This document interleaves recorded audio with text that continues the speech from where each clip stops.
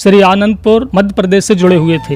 हमारे पिताजी भी वहीं प्रचारक थे। 44 साल वहाँ की भक्ति की। ब्रेन हेमरेज हो गया था। मेरी हालत को देख करके डॉक्टर भी घबरा गया और बहुत बुरी स्थिति मेरी हो गई थी। वो ये कह रहे थे बचना मुश्किल है। तो डॉक्टर ये कह रहा था, बोले बेटे एक बात बताओ, तुम्हारे पापा ठीक कैसे हो गए? और हम तो केवल कुछ नहीं, एक ड्रिप चढ़ा दिए और उनको 1-2 गोली पैरासीटामोल वगैरह की ऐसी देते रहे। बोले हमें मालूम था कि बचना नहीं है। तो हमारे बच्चे ने कहा, बोले ये तो बंदी छोड़, सतगुरु रामपाल जी महाराज की दया है डॉक्टर साहब, आप नहीं समझ पाओगे।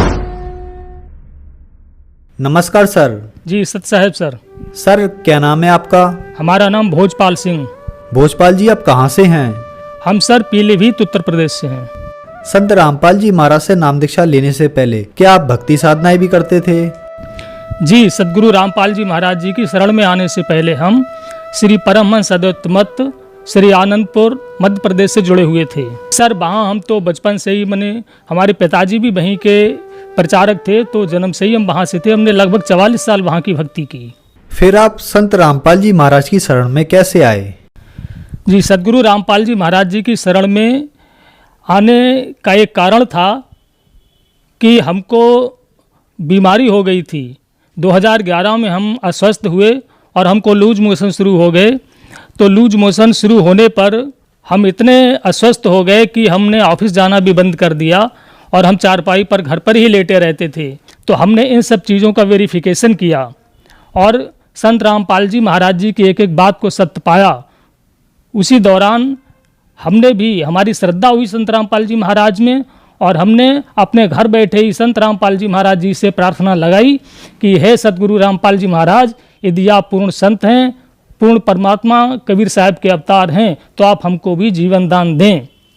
उसके बाद धीरे धीरे बिना किसी डॉक्टर की दवा लिए हुए हमें लाभ होता चला गया और हम इतने स्वस्थ हो गए कि ऑफिस भी जाने लगे।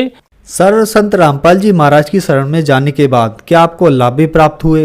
सर जी, जब मैं 2011 में लूज मोशन से पीड़ित था तो मैंने अपने जनपद पीलीभीत के सभी एलोपैथिक, आयुर्वेदिक और होम्योपैथिक डॉक्टरों से दवा ली और एक दिन नहीं, सबकी दवा मैंने 1-2 महीने खा करके देखी, पर मुझे किसी प्रकार का कोई लाभ नहीं हुआ। उसके पश्चात मैं अपने ज़िले को छोड़ करके डॉक्टरों ने हायर सेंटर को रेफ़र किया।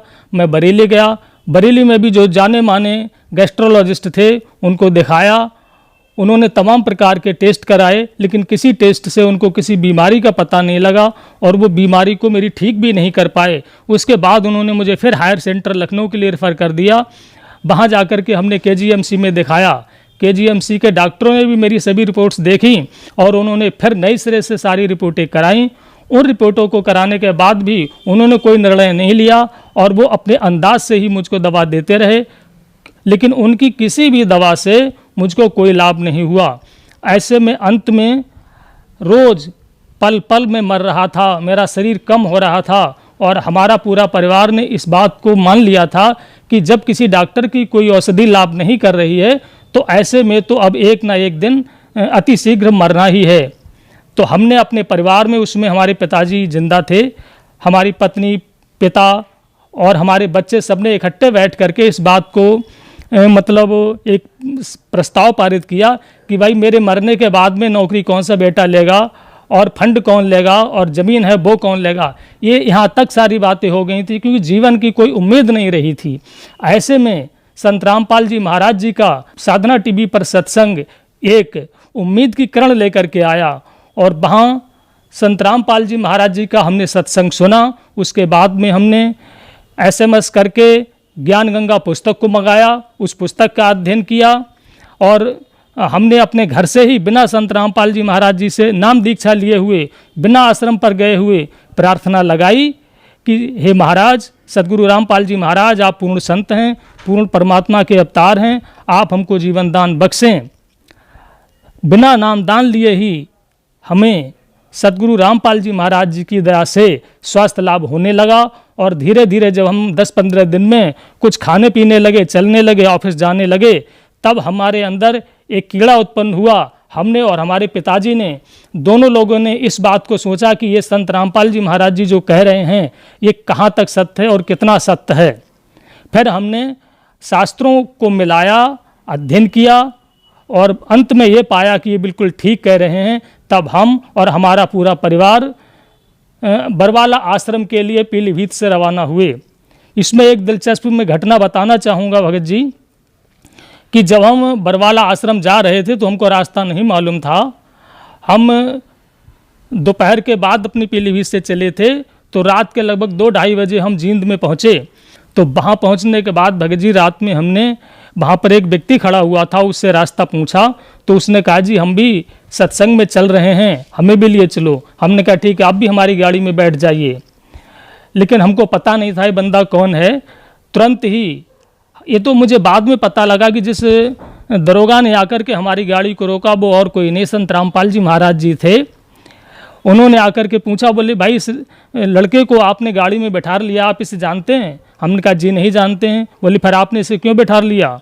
और उसके बाद में वो दरोगा जी उस लड़के से पूछने लगे, भाई तू कौन है, तेरा क्या नाम है? तो उसने अपना नाम बताया। लेकिन उस दरोगा जी ने कहा, बोले भाई ऐसा कर, अपना ये साल हटा और अपनी पगड़ी खोल। तो जब उसने अपनी साल हटाई तो वो लड़का नहीं वो लड़की निकली। तो हम उस रहस्य को नहीं समझ पाए, हमने ये क्या बात है। हमको उन्होंने डांटा, दरोगा जी ने, बोले जिसको आप जानते नहीं हैं आपने गाड़ी में उसे क्यों बैठा लिया? तो हमने कहा सॉरी सर। और हमने कहा कोई हमारे लिए आदेश? बोले नहीं कोई आदेश नहीं, आप जाइए जहाँ जा रहे हैं। वहाँ से जब हम चले तो हमको फ़ौरन मैंने इस बात का आइडिया हो गया हमने कि कोई यहाँ पर हमारे साथ दुर्घटना घटित होने वाली थी। जैसे ही हम लगभग 1 किलोमीटर वहाँ से गाड़ी पे चले तो 8-10 लड़के बीचों बीच रोड पर खड़े हुए थे और उन्होंने हमको हाथ दिया। लेकिन हमने अपने ड्राइवर को कहा, नहीं भाई गाड़ी मत रोकना, भले ही चाहे कोई नीचे आ जाए, बाद में सब देख लेंगे। और इस तरीके से वो जो लड़की हमारी गाड़ी में लड़का बन करके बैठी थी, उस गिरोह का सदस्य थी, वो हमारी गाड़ी लूटने के लिए थे। तो हम आश्रम पर पहुँचे तो हमने देखा, हमने कि दरोगा जी तो वही हैं, सतगुरु रामपाल जी महाराज जी को हमने देख करके पहचान लिया। उसके पश्चात सर जी हमारे बेटे ने नामदान ले लिया सतगुरु रामपाल जी महाराज जी से, हमारे पिताजी ने ले लिया, हमारी बहन ने ले लिया। और हम उस समय तक नामदान नहीं ले पाए, पर हम दर्शनों की लाइन में लग गए थे। लूज मोशन हमारा ठीक हो गया था संत रामपाल जी महाराज जी से, मतलब नामदान लेने से पहले प्रार्थना करने मात्र से ठीक हो गया था। एक बात मैं और बताना चाहूँगा कि मैं राजनीति करता था तो मेरे अंदर सभी एक नेता वाले अवगुण भी मौजूद थे उस समय, और मुझे क्रोध भी बहुत आता था और सत्ता की मतलब हनक भी मेरे अंदर थी। तो मैंने कहा ऐसा भी कहीं होता है। लेकिन फिर मैं बताना चाहूँगा आपके लिए कि संत रामपाल जी महाराज जी रूप बदल करके आए और उन्होंने मेरा हाथ पकड़ा और वहाँ ले जा कर के मुझे जहाँ नामदान मिलता है वहाँ ले जा कर के बैठाल दिया और बोले कि नहीं पहले नामदान लो। सर जी फिर मैंने नामदान लिया।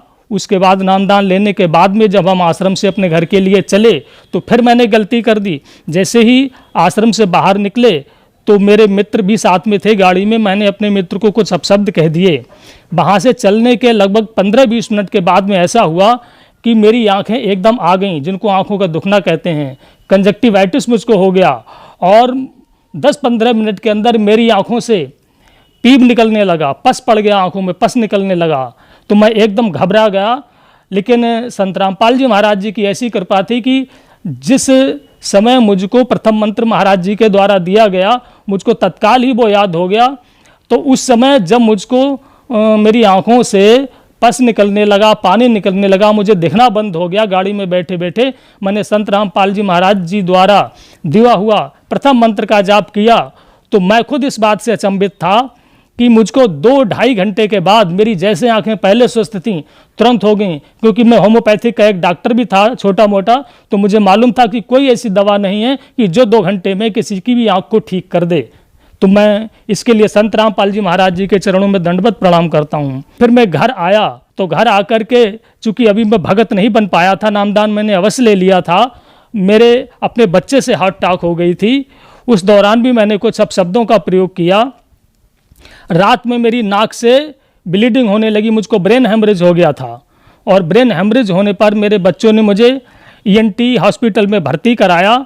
मेरी हालत को देख करके डॉक्टर भी घबरा गया, लेकिन उसने कहा कि चलो हम भर्ती कर लेते हैं।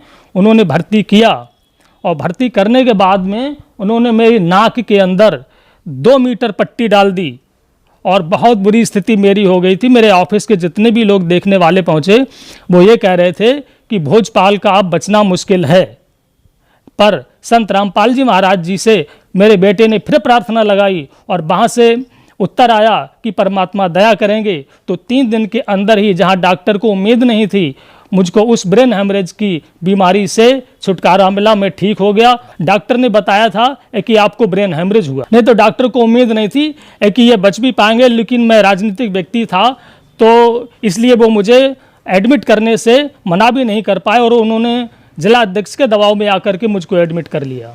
तो जब मेरे बेटे ने संत रामपाल जी महाराज जी के दरबार में प्रार्थना लगाई कि हमारे पापा इस तरह से बहुत ज़्यादा गंभीर बीमार हैं, तो वहाँ से उत्तर मिला कि परमात्मा दया करेंगे और संत रामपाल जी की दया से मैं ठीक हो गया। इस बात से डॉक्टर भी अचंभित था, क्योंकि जब मेरे बच्चे डॉक्टर के पास में मेरे ठीक होने के बाद में गए, क्योंकि मुझे ऑफिस से मेडिकल का रिम्बर्समेंट मिलता है, तो बिल पर साइन कराने के लिए गए, तो डॉक्टर ये कह रहा था, बोले बेटे एक बात बताओ, तुम्हारे पापा ठीक कैसे हो गए?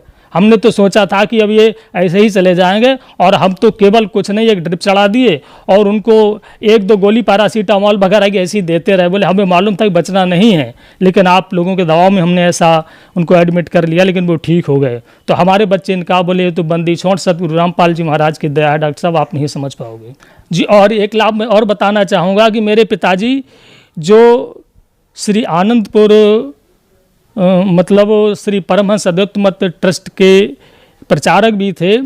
मैं अपने पिताजी से कहता था कि भाई पिताजी आप एक बात बताओ, आप इतने बड़े भक्त हो कि आपके बिना वहाँ का कोई सत्संग नहीं होता है, लेकिन आप जब वहाँ सत्संग सुना कर बाहर निकलते हो तो बीड़ी ज़रूर पीते हो। तो मेरे पिताजी ने कहा कि बोले हाँ ये तो अवगुण है मेरे अंदर। मैंने कहा फिर आप छोड़ते क्यों नहीं हो? उसमें हम वहीं जुड़े हुए थे श्री आनंदपुर जी के गुरु जी से। तो उन्होंने कहा कि छोड़ने की तो मैं बहुत कोशिश किया हूँ, कई बार छोड़ा भी है, लेकिन मैं फिर से शुरू कर देता हूँ। तो मैंने कहा कि फिर ऐसे कुछ नहीं होगा। लेकिन मुझे भी इस बात का ताज्जुब है कि जब मेरे पिताजी संत रामपाल जी महाराज जी की शरण में आए, तो उन्होंने बिना कहे और एक ही बार में बीड़ी छोड़ दी, और उसके बाद फिर उन्होंने कभी बीड़ी को हाथ से तक नहीं छुआ। सर, संत रामपाल जी महाराज से नाम दीक्षा लेने के बाद आपको बहुत सारे लाभ प्राप्त हुए। आप और आपके पिताजी तो परमहंस जी से बहुत सालों से जुड़े रहे और प्रचारक भी रहे, लेकिन इसके बावजूद उनका नशा नहीं छूट पाया। और संत रामपाल जी महाराज से नाम दीक्षा लेने के बाद आप लोगों का नशा छूट गया। तो सर, संत रामपाल जी महाराज के पास ऐसी क्या दवाई भक्ति है जो इतने सालों का नशा संत रामपाल जी महाराज से जुड़ने के बाद एकदम से छूट जाता है? सर जी, सदगुरु रामपाल जी महाराज जी के पास में जो सबसे बड़ी दवाई है वो है सतनाम।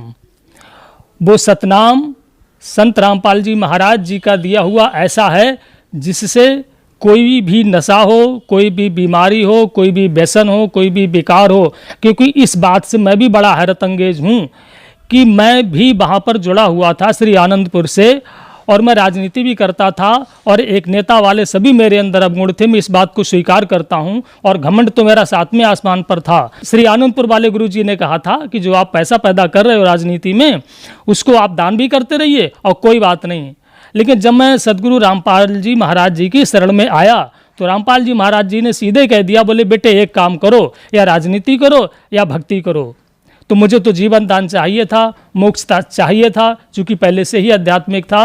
तो मैंने तो संत रामपाल जी महाराज जी की बात को स्वीकार कर लिया, राजनीति छोड़ दी और मैं सीधे सीधे भक्ति में आ गया। मैंने बहुत ढेर सारे संतों से वार्ता करी है और उनके इंटरव्यूज लिए, उनसे डिस्कस किया है, ज्ञान चर्चा की है, पर ऐसा ज्ञान मुझको कहीं नहीं मिल पाया जो यहाँ मुझको मिला है। तो संत रामपाल जी महाराज जी की शरण में जो मिला है, बरवाला आश्रम पर मिला है। इसलिए आप अपने जीवन को सफल बनाने के लिए सदगुरु रामपाल जी महाराज जी की शरण में आएँ। सर, संत रामपाल जी महाराज की शरण में कैसे आ सकते हैं? सदगुरु रामपाल जी महाराज जी की शरण में आने के लिए बहुत आसान तरीका है। साधना चैनल पर तथा बहुत और कई चैनलों पर भी सदगुरु रामपाल जी महाराज जी का सत्संग आता है। साथ में वहाँ पर एक पीली पट्टी चलती रहती है, उस पर आश्रम के नंबर डिस्प्ले होते रहते हैं। उन किसी भी नंबर पर आप फ़ोन करके मालूम